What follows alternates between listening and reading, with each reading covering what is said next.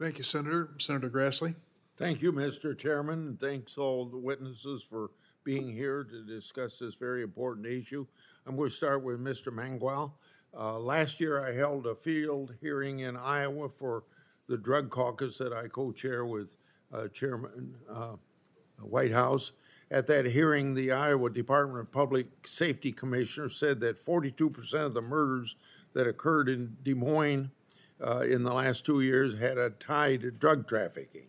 So I'm interested in your view on a national basis. How does drug trafficking factor in to increase that we've seen in violent crime?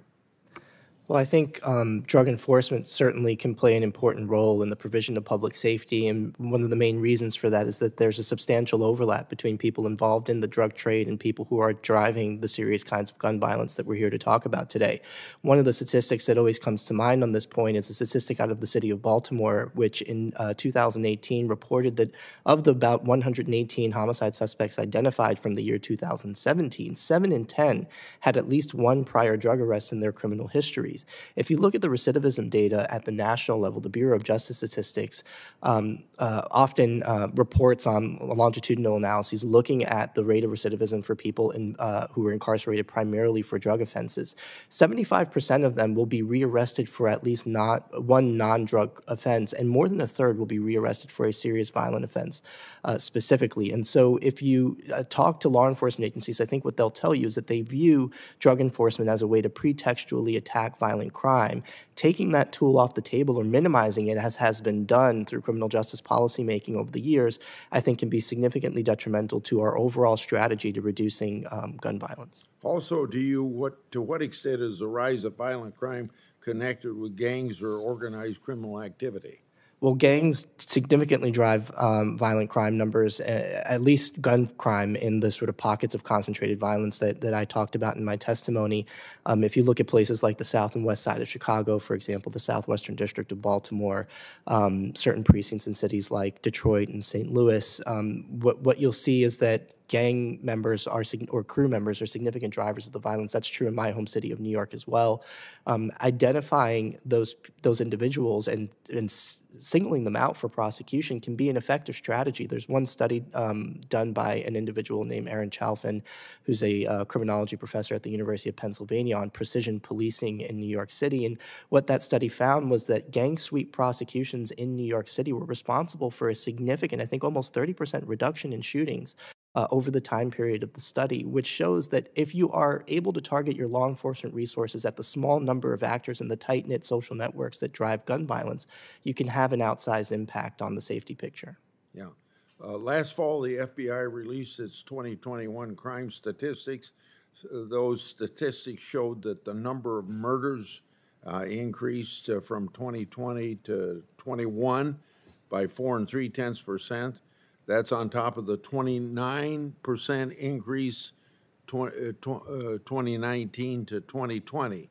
So to you, Mr. Mangual, that's a steep increase in violent crime, but isn't it true that the rates of violent crime have affected some communities more than others, and as an example, African-American community? That's exactly right. I mean, the homicide victimization rate for African-American males is about 10 times that, the rate for their white male counterparts. And, you know, in my home city of New York, the New York City Police Department has been keeping data on gun violence and gun violence victimization since at least 2008 in a systematic way. And every single year for which we have data, a minimum of 95% of all shooting victims in that city are either Black or Latino. And I can assure you that Blacks and Latinos do not constitute anywhere close to 95% of New York City's population.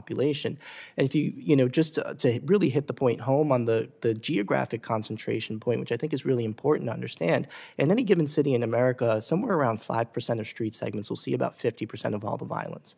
In my home city of New York, about 3.5% of street segments see 50% of all violent crime.